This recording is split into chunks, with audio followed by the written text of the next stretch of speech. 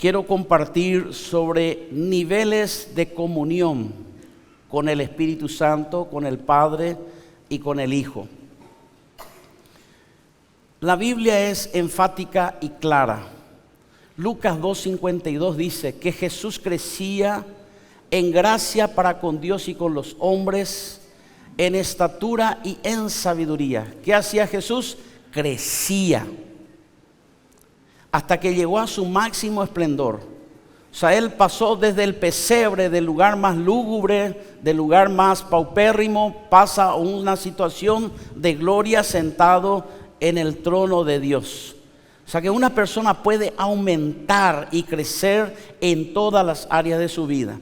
Uno puede ser bueno en el matrimonio, deberíamos de tener más, cada vez mejor crecimiento, amarla más a tu esposa, los hijos esperamos, y especialmente los padres, anhelamos que nuestros hijos no solo crezcan a nuestra altura, sino nos superen, si es posible, 10 veces más. ¿Cuántos están de acuerdo? Y no importan los títulos que tenga, usted tiene un solo título universitario o usted es un profesional en cierta área, usted quiere que su hijo sea mucho más que usted. Ese es el deseo natural. Lo mismo piensa el Señor. Tanto así dice en Proverbios 4:18, dice: la senda del justo es como la luz de la aurora que va en aumento hasta que el día esclarece como el sol del mediodía. ¿Qué significa eso? Que Dios dice y espera que nosotros lleguemos hasta nuestro máximo esplendor. Diga conmigo, máximo esplendor.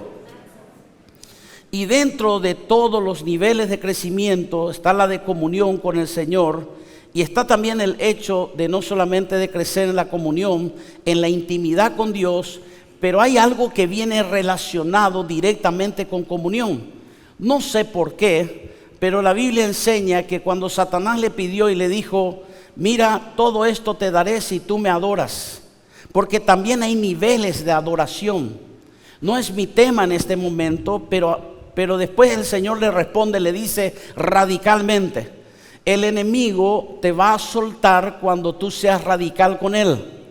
En estos días una persona me mensajeó y me dice: pastor, estoy procurando, y cuando justo estaba a punto de tomar una decisión, recibo ataques del enemigo. Y entonces yo le hablé a la persona y le dije: mira, ¿sabes qué? Siempre vas a tener ataques del enemigo hasta que tú le pongas los puntos bien claros, como lo hizo Jesús. Dice que en el momento que Jesús le dijo esto a Satanás, Satanás le dejó, aunque también por un tiempo, y le dijo: al Señor mi Dios adoraré y a Él solo serviré. Porque lo que tú adoras es lo que sirves, y lo que sirves es lo que terminarás adorando. Entonces es muy importante que nuestro servicio a Dios, de allí encontramos en la palabra del Señor algo muy interesante con respecto que es el servicio a nuestro Señor Jesucristo. Y dice un texto de la palabra en Lucas 17, versículos 7 al 10: ¿quién de vosotros, teniendo un siervo que ara o apacienta ganado, al volver él del campo, luego le dice: pasa, siéntate a la mesa? ¿No le dice más bien: prepárame la cena, cíñete y sírveme hasta que haya comido y bebido? Y después de esto, come y bebe tú. ¿Acaso da gracias al siervo porque hizo lo que se le había mandado? Vuelvo a repetir esta frase porque es muy importante. Dice: ¿acaso da gracias al siervo porque hizo lo que se le había mandado? Pienso que no. Así también vosotros, cuando hayáis hecho todo lo que os ha sido ordenado, decid: siervo inútiles somos, pues lo que debíamos hacer, hicimos. Jesús deja muy alto el parámetro del servicio. Es excesivamente alto. Porque Dios dice que todo aquello que Dios te pide para hacerlo y lo haces, te lleva al máximo nivel de ser un siervo inútil. Cuando tú haces todo para el Señor de lo que Dios te mandó, Eres un gran hombre de Dios que hace que seas un siervo inútil. Ahora, esta es la parte confrontativa. ¿Cuántos de nosotros estamos haciendo todo lo que el Señor nos ordenó? ¿Estamos haciendo lo que Dios nos pidió? Acuérdese que en la Biblia no existen solamente 9 dones. Eso es un paradigma que la iglesia levantó diciendo hay 9 dones. No, señores, en Romanos 12 figura otros tanto así que suma 22. Y hay uno 23 que normalmente ningún joven quiere. ¿Sabe cuál es el don que nadie quiere? El don de continencia. Significa que usted nunca se va a casar. ¿Cuántos quieren el don de continencia? Nadie quiere ese don. O por lo menos cuando uno es joven. Después de años de casado uno dice, ¿por qué no tuve ese don? Dice, ¿verdad? Pero esa ya es otra historia. Y bueno, le hago una pregunta, y esto va del Señor hacia usted. ¿Está usted haciendo la voluntad de Dios de acuerdo a sus capacidades, dones, ministerios y operaciones? Y yo no te estoy hablando solamente en el concepto eclesiástico. ¿Estás siendo el servidor de tu familia? ¿El proveedor como varón? ¿O la mujer que hace también sus funciones? ¿Estamos nosotros ministerialmente correctamente ubicados? ¿Estamos nosotros sirviendo bien en nuestro trabajo? Porque eso también es un servicio. Cuando usted hace bien su trabajo es un servicio para Dios, porque Dios dice como para el Señor debes hacerlo. Entonces, ¿cuál es el problema?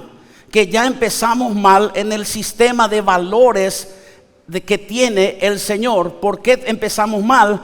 Porque ya empezamos nosotros siendo siervos requete inútiles. ¿Por qué somos requete inútiles? Porque ni lo que se nos pidió no estamos haciendo. Pero hay algo más. Muchas personas yo escuché que se jactaban diciendo, mire, yo solo soy un siervo inútil. Y eran pastores, ministros de Dios, hasta apóstoles de repente se levantan y como un sentido de humildad. Yo solo soy un siervo inútil. Y un día me cansé y le dije, tú serás inútil, pero yo no. Porque yo hago más de lo que se me pide. Alguien tiene que ser de ejemplo. Usted tiene que hacer un poquito más de lo que se le pide. ¿Sabes que en una empresa, le pregunto, cuando en una empresa le contratan por un servicio y usted hace fielmente esa labor y la empresa tiene sus beneficios y sus responsabilidades? Usted cumple con las responsabilidades y ellos cumplen con los beneficios que usted recibe dentro de esa empresa. Uno de ellos, por ejemplo, es un seguro social, un seguro de salud. ¿Sabía usted que Dios también tiene un sistema de salud para aquellos que le sirven? ¿Sabía usted que Dios tiene un seguro para aquellos que le hacen su voluntad? Porque Dios dice a todos los que me sirven, yo seré Jehová Rafa, su sanador. Jehová Rafa, su sanador. Dios dice, yo me voy a encargar de tu seguro médico. ¿Sabía usted que el seguro que nosotros tenemos es contra toda fuerza del mal? Y tiene un seguro que si a usted se le quema la casa, le van a devolver la casa. Si le roban el auto, le van a devolver el auto. ¿Sabe qué Dios dice? Esta es la herencia de los siervos de Jehová. El que conspira contra ti lo hará sin mí, delante de ti caerá todo aquel que quiera conspirar, porque yo hice al herrero que sopla las ascuas sobre el fuego y al destruidor para destruir. Y Dios dice, esta es la herencia de los siervos de Jehová. ¿De quiénes? De los siervos de Jehová. ¿Sabía usted que los siervos son los que reciben los dones, talentos, capacidades y recursos de Dios? Sí, nosotros somos los que recibimos esos dones, porque la Biblia dice, a todo el Señor que llamare y que sirviere, Dios le llenará, y dice, de paz, de gozo, de alegría y de bendición, porque Dios paga bien. Muchos de nosotros tenemos un mal concepto del servicio a Dios. Pensamos, escuche bien, que Dios está en deuda con nosotros y que por las cosas que nosotros hacemos para Dios nos tienen que pagar. Pero usted está equivocado. Y yo también sí pienso de esta forma, porque es imposible pagar lo que Dios hizo por nosotros. Señores, yo no soy capaz de morir por usted, Seré su pastor, le voy a ayudar, le voy a aconsejar, pero no pienso morir por usted. A lo mejor ni por mí, a lo mejor no puedo morir.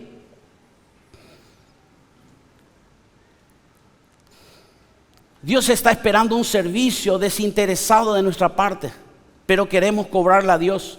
Y si Él tuviera que cobrarnos, ¿cuántos nos cobraría?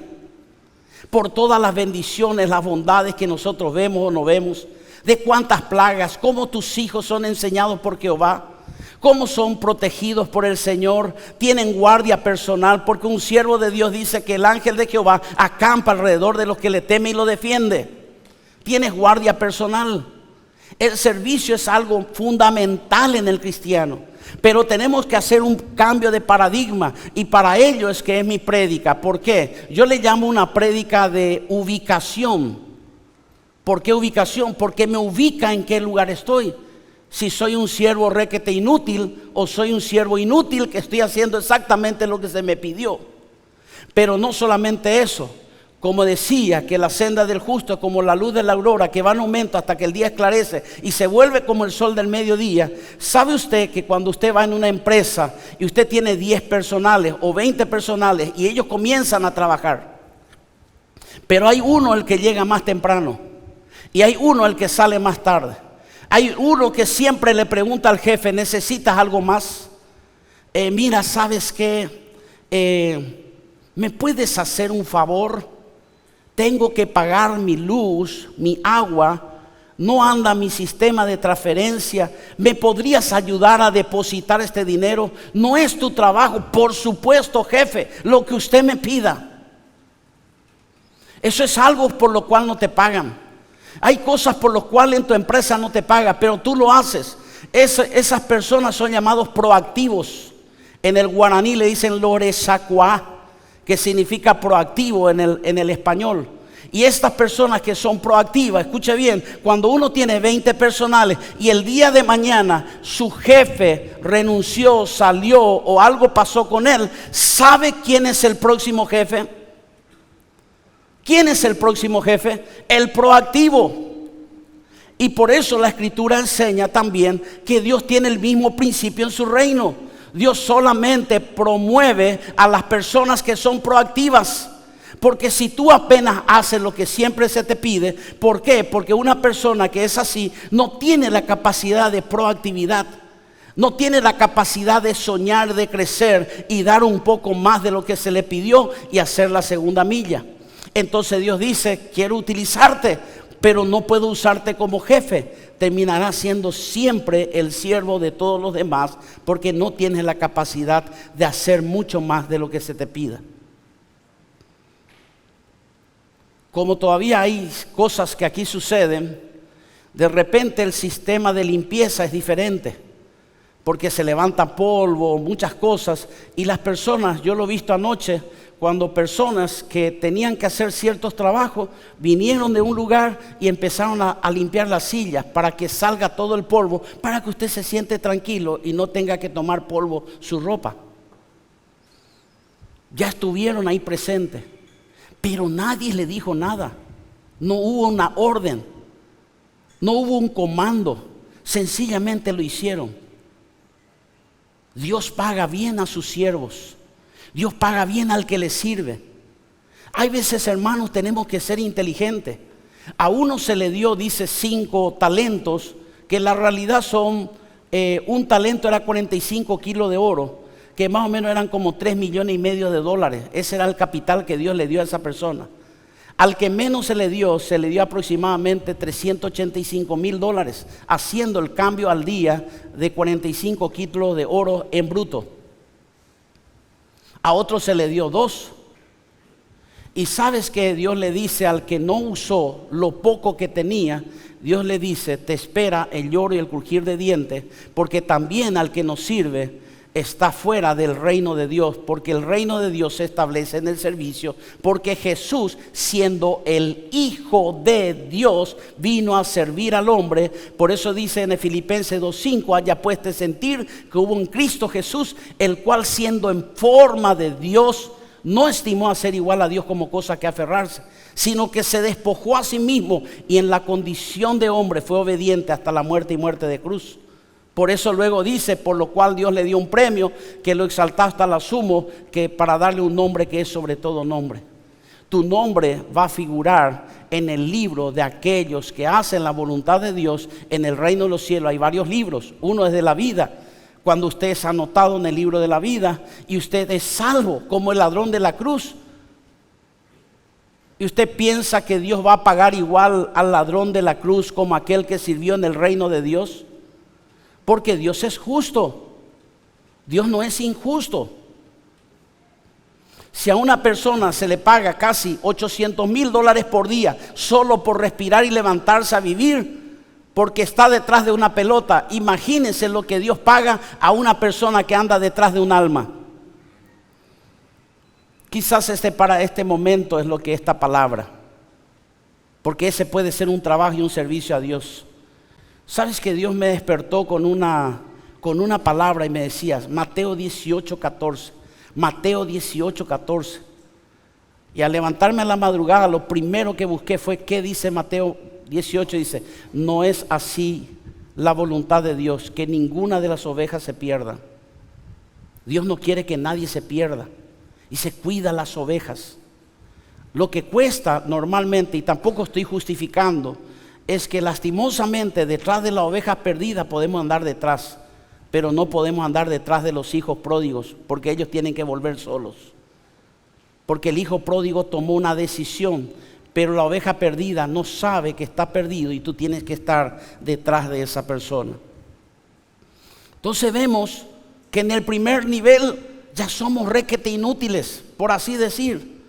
Y discúlpeme, pero esa es la realidad de las Escrituras. Lo malo de la Biblia es que la Biblia no te perdona. La Biblia te habla directamente, por eso muchos de nosotros no queremos leer la palabra. O sea, ¿cómo usted, por ejemplo, dice, yo quiero predicar a las naciones y usted ni lee la Biblia? ¿Cómo si usted no maneja su herramienta? ¿Cómo si usted no conoce los escritos, las legalidades de Dios, cómo Dios se manifiesta, de qué va a hablar?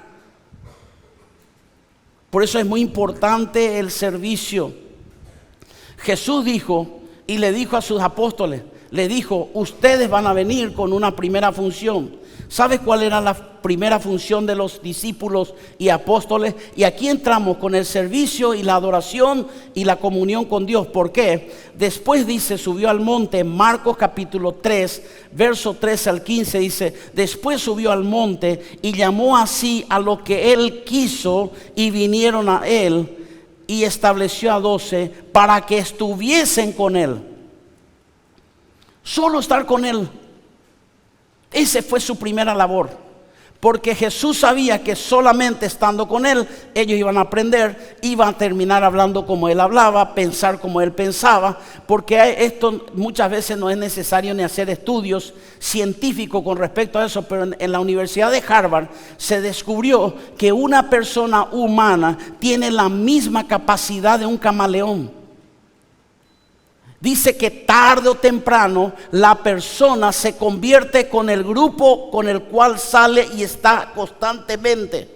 Si tú sales con necios, necios serás. Si sales con sabios, sabios serás. Si sales con agnósticos, terminarás siendo agnóstico. Si sales con ateos, terminarás siendo ateo. Si sales con creyentes, terminarás siendo creyente. Escuche bien, porque para mí la gramática es clave. Los creyentes también leen la Biblia, oran, pero usted no tiene que llegar al nivel de ser creyente. La Biblia dice que usted tiene que ser cristiano.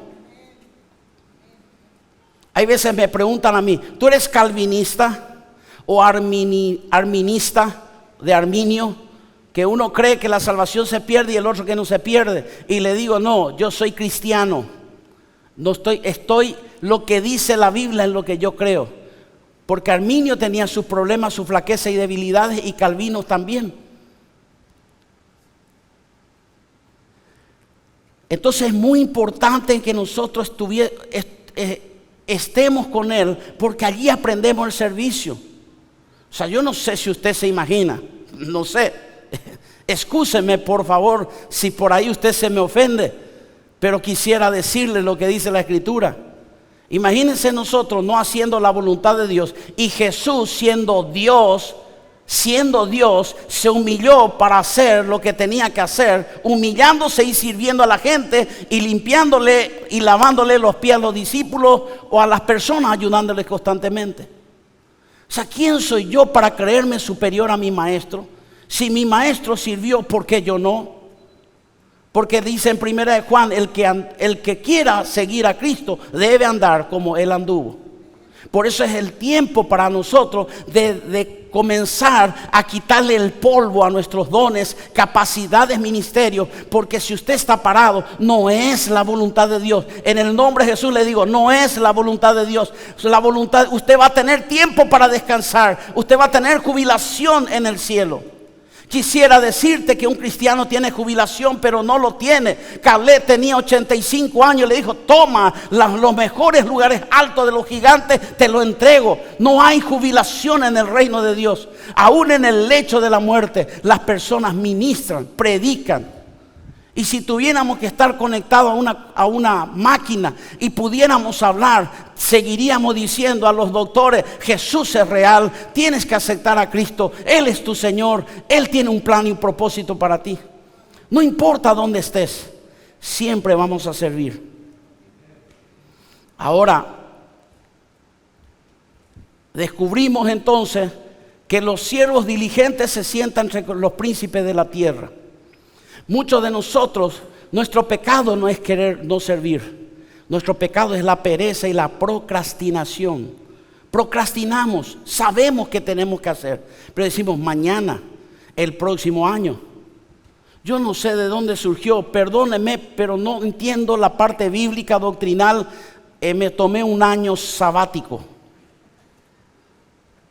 Mire, hermano querido, cuando usted muera va a descansar. Pero mientras tanto usted utilice todo su tiempo para hacer. En un momento dado yo me acuerdo, siendo jovencito, yo fui adoctrinado por el Espíritu Santo y por la palabra de Dios. Me pasaba leyendo la palabra. No porque yo era soberbio, sino que no había maestro en nuestro tiempo.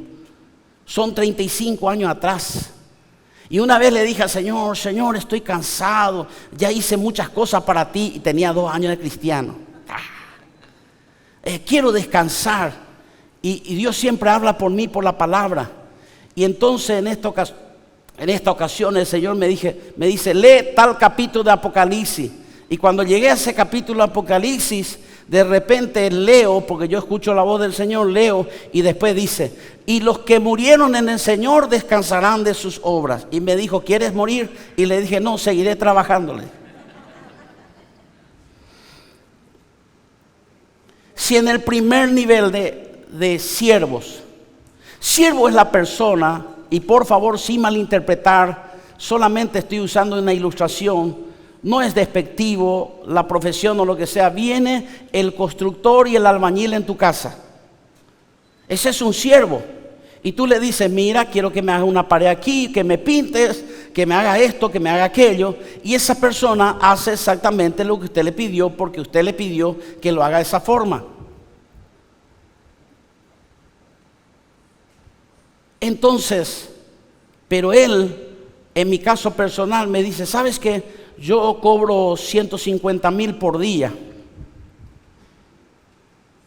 Y si me das de comer, yo cobro 130.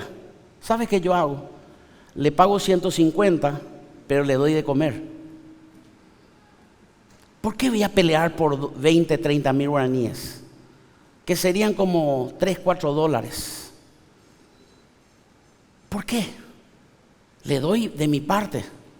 Ahora el tema es que él viene, se sienta a comer conmigo, y muchas veces yo me siento en la misma mesa donde yo como, él come con nosotros, pero él sigue siendo siervo.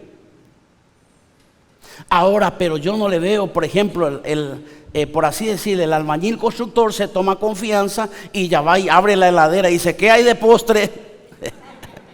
¿Entiende? Medio raro ya ese es, ¿verdad? No lo hace. Tú eres el que le invitas. ¿Quieres comer esto? Sí, no hay problema. ¿Quieres comer algo de postre? Sí, no hay problema. Pero él no va a abrir tu heladera. Pero ¿sabes quién es el que viene y abre tu heladera? El amigo. El amigo no pide permiso.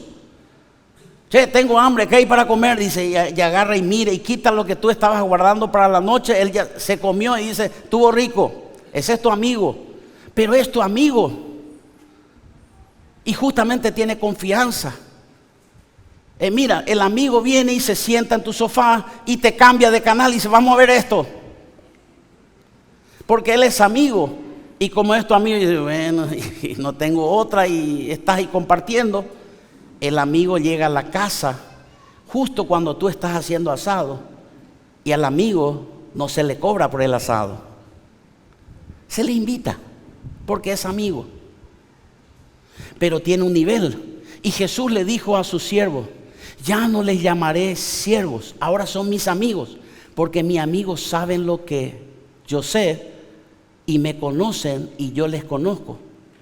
Aunque la palabra real era fileo, mis mejores amigos. Y entonces usted está en la condición de amigo.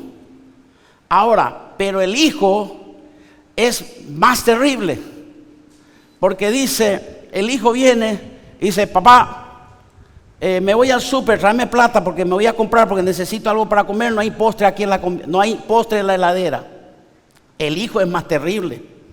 El hijo entra, porque yo ya tengo hijos menores, siempre suelo decir a aquellos que tienen familia, aprovechelo hasta los 9, 10 años. Ellos vienen, se acuestan en su cama y a partir de los 10 años desaparecen de su cama.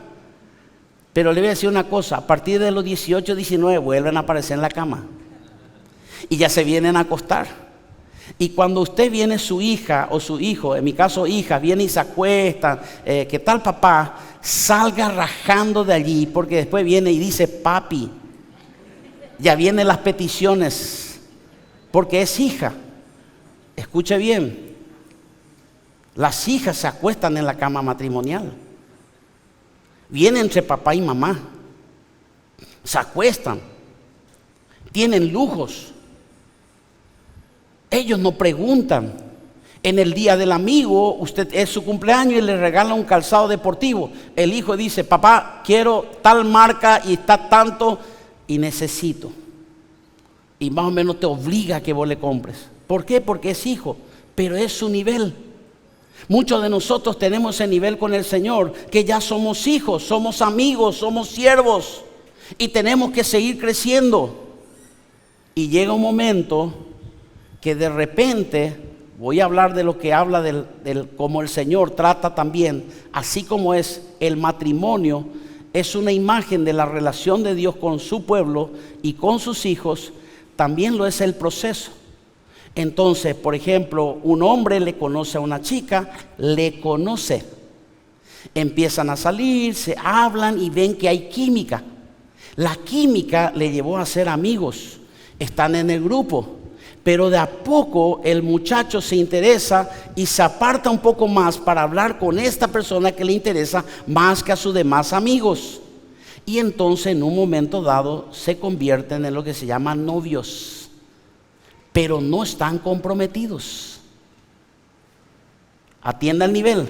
Entonces sucede muchas veces con el Señor que de repente todos venimos a la iglesia y el Señor está aquí y Él tiene amigos y de repente dice, esta persona tiene un carisma especial, tengo química con esta persona. Y usted se convierte en la novia del Cordero. Estoy hablando ilustrativamente para que usted pueda entender.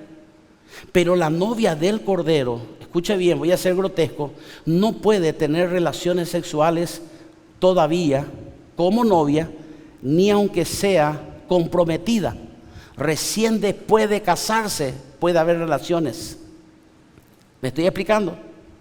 Pero ¿qué pasa con el mundo? Nos tiró una imagen de que usted puede tener relaciones hasta con personas que usted ve en las películas que llaman la atención, y eso sucede ya aquí en Paraguay y sucede en muchas partes del mundo, que se acostó con una mujer, tuvieron sexo y le dice, ¿cómo eras que te llamabas?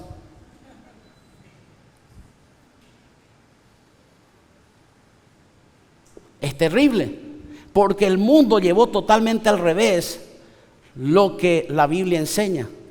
Entonces llega un momento que la novia un día dice, yo creo que tú vas a ser el hombre de mi vida. Y cuando vienen dos personas que son novios y hablan conmigo y me dice, pastor, queremos hablar contigo, el Espíritu Santo me revela automáticamente que se quieren comprometer y casar. Qué sabiduría, ¿verdad? Qué inteligencia tengo. Automáticamente dice, pastor, esto va serio, queremos poner fecha y queremos hacer lo que se llama en la iglesia el compromiso, y vienen y se colocan el uno al otro un anillo como compromiso y dice, yo me comprometo contigo. Ahora escuche bien, voy a hablar simultáneamente lo que significa intimidad con lo que sucede en el mundo. Supongamos que el hombre dice, ¿sabes qué? Realmente no era tú para mí. Y rompe ese compromiso. Y al romper ese compromiso, ¿es adulterio o fornicación? De ninguna manera. ¿Entiende? Claro que hay un dolor, hay un rompimiento del corazón. Pero cuando una mujer de repente te dice, por ejemplo, dame tiempo, dame espacio, varón, no te está pidiendo que le compre un disco duro más grande cuando te dice dame espacio.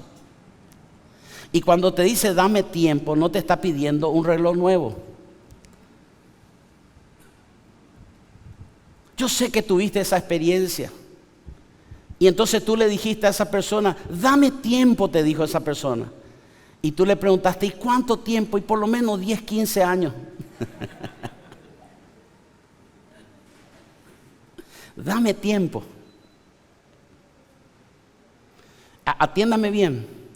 Voy llevando en una paradoja, una comparación.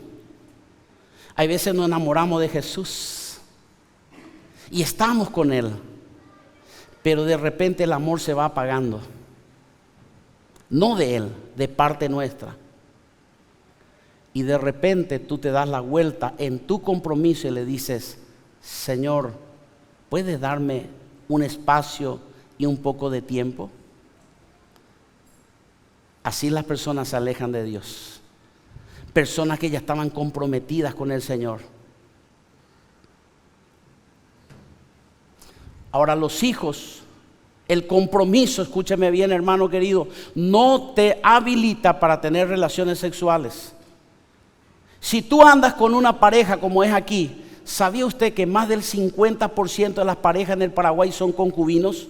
Por eso es que cuesta en la iglesia predicar sobre compromiso, porque todos vienen con la mentalidad, por favor, no se me ofenda, porque no solamente ustedes están acá, hay personas que me están viendo en las redes, por eso te cuesta comprometerte, porque tú ya tuviste relaciones sexuales antes del matrimonio, ya estuviste con una persona, ya tuviste hijos, compraste cosas con esa persona, pero nunca tuviste compromiso. Una persona que vive en concubinato tiene ciertos beneficios de tener relaciones y un montón de cosas, compran las cosas juntos, hacen las cosas juntos, tienen hijos juntos, pero no tienen compromiso con el uno con el otro.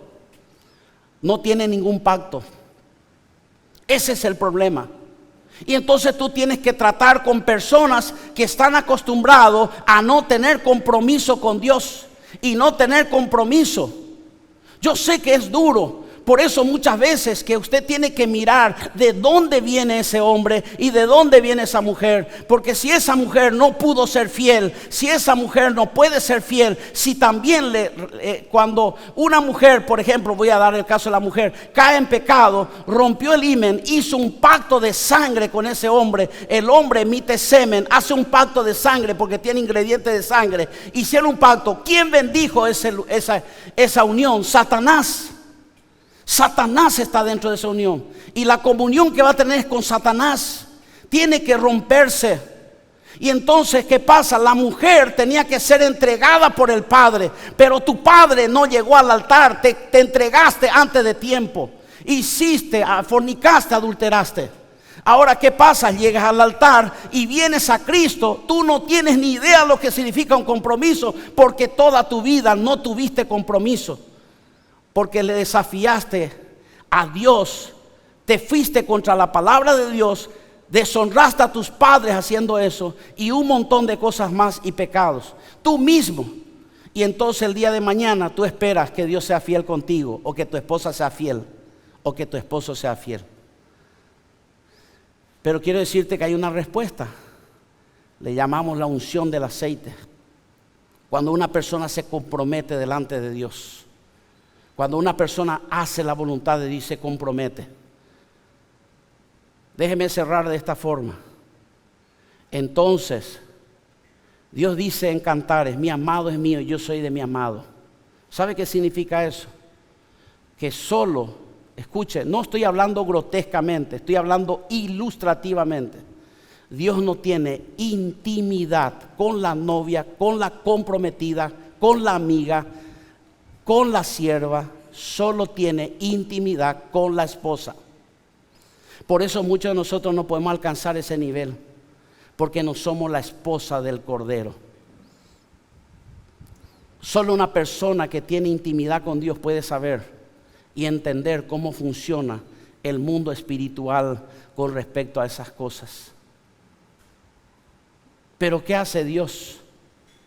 Para que usted no diga que hay una palabra de esperanza. Sí, hay una palabra de esperanza. Dentro de todo eso fracasamos. Que tuvimos relaciones sexuales antes del matrimonio, y con el debido respeto de mis padres, de mi padre especialmente, que tengo 10 hermanos de 5 madres diferentes, y con 3 somos trillizos. El hombre estaba, y hasta hoy día él no es casado, él no tiene compromiso, tiene hijos, tiene una vida desordenada. Entonces la Biblia dice en Deuteronomio 23 que yo, como hijo bastardo, jamás debería de ser un ministro de Dios, un sacerdote de Dios. Lejos estoy, jamás, porque hay una maldición generacional sobre mi vida de fornicación.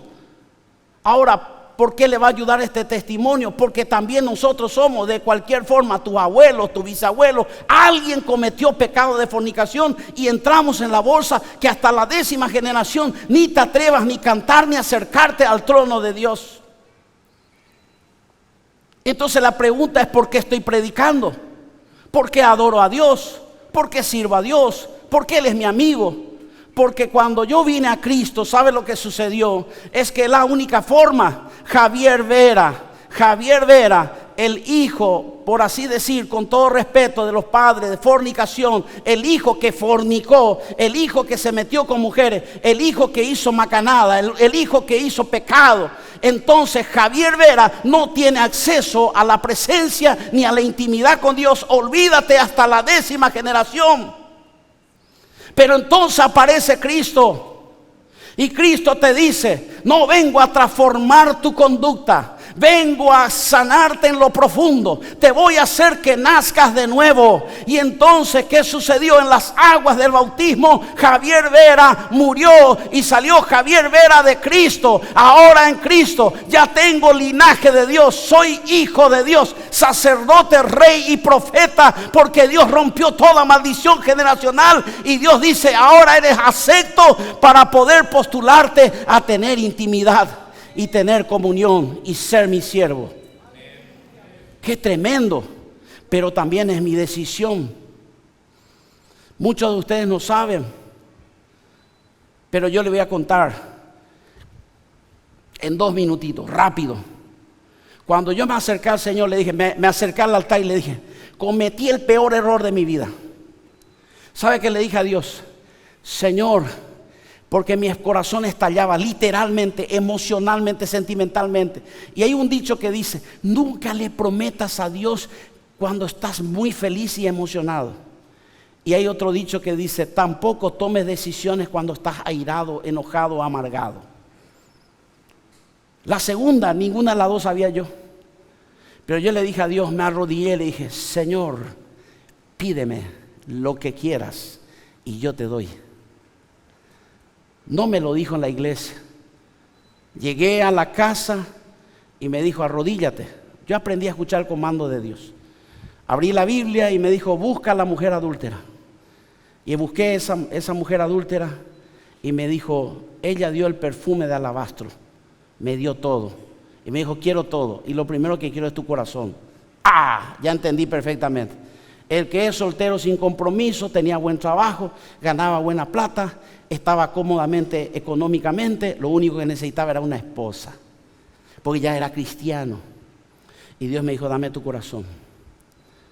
Le voy a decir, le voy a ser franco, ahí arrodillado lloré y le dije, ¿por qué me haces esto? Y el Espíritu Santo, por primera vez entendí la voz del Espíritu y me dijo, no temas confiar en Jesús, porque nunca tus planes van a ser superiores y mejores al plan que yo tengo para tu vida, nunca. Y le dije, Señor, ¿qué pasa si acepto? Yo escuché la voz casi audible del Señor, me dijo, te voy a dar si yo quiero. O sea, yo arriesgué a vivir soltero toda mi vida, cuando yo quiera y con quien yo quiera. Ese es el pacto, tómalo o déjalo. Y le dije, Padre, todavía no te conozco mucho, me arriesgo, Señor. Y no toqué mujer.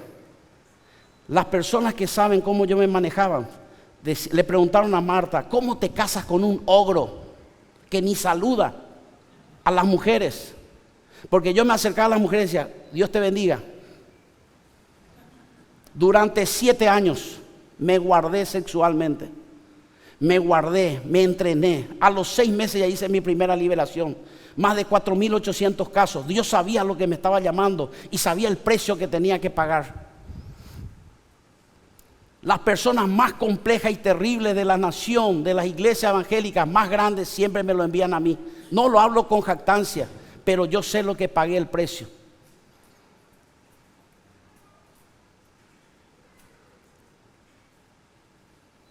Hasta que un día el Señor en una visión me muestra el número 5 que tiene otra historia. Y me dijo, es el tiempo. Y mi corazón se abrió. Estaba tan seco emocionalmente a nivel de mujeres que yo miraba y no sentía nada. Miraba al hombre, no sentía nada. Las personas de mi tiempo, Galetti está diciendo sí.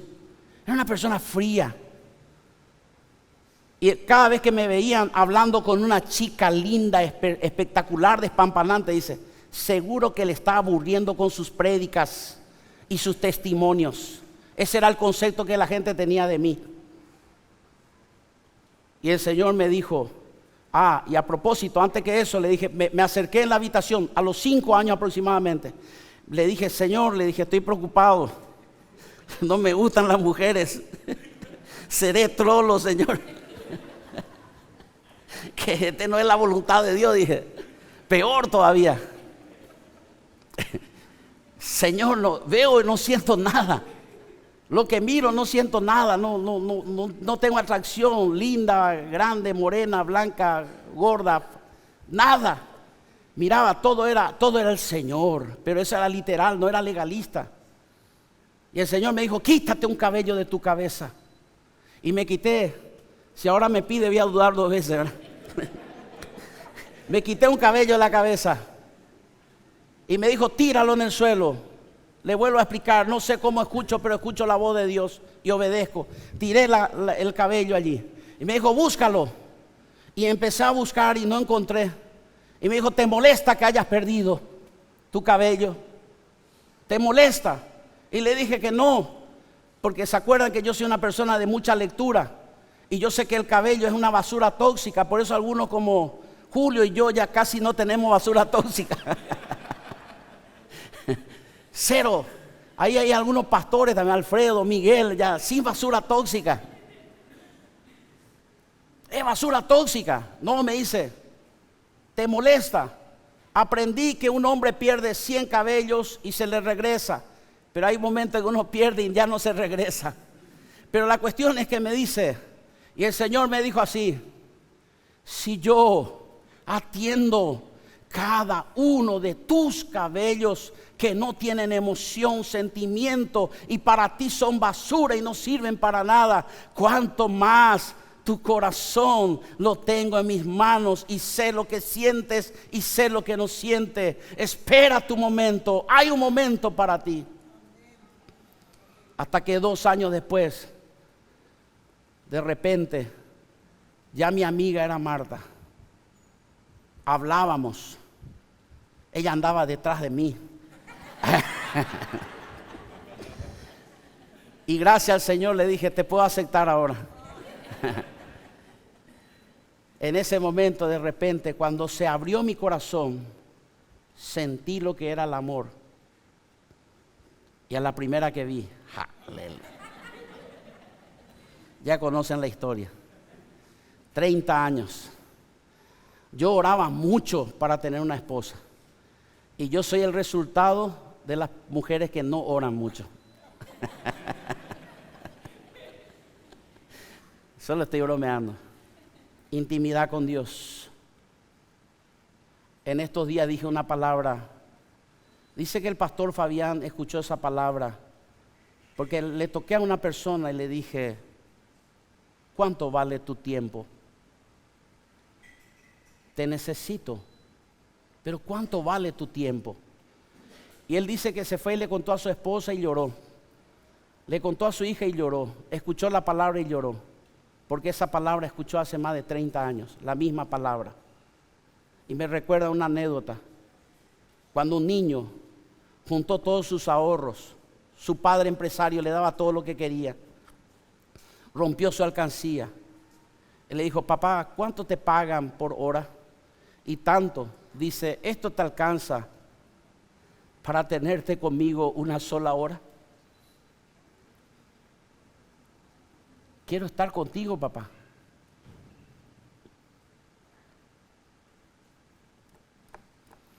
Dios está rompiendo su alcancía ahora. Y te pregunta, ¿cuánto vale tu tiempo? ¿Cuánto vale tu tiempo? Porque si vienes a un culto y se pasó de 50 minutos, te enojas para escuchar mi palabra. Pero no tienes problemas para ver la final de una copa de fútbol, de soccer o lo que sea. Y puedes pasar 1 hora y media divirtiéndote.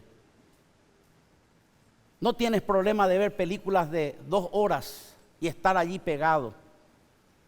Pero no me puedes dar 5 o 10 minutos a mí, que soy tu creador. ¿Cuánto vale tu tiempo? Porque en esta mañana quiero romper alcancías.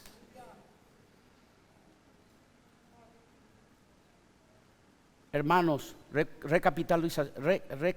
recapitular. Sé un buen siervo, sé un buen amigo, sé un buen novio, ten compromiso y cásate con el Señor. Porque el que está casado con el Señor ya no tiene que pedir nada porque todo ya es de Él.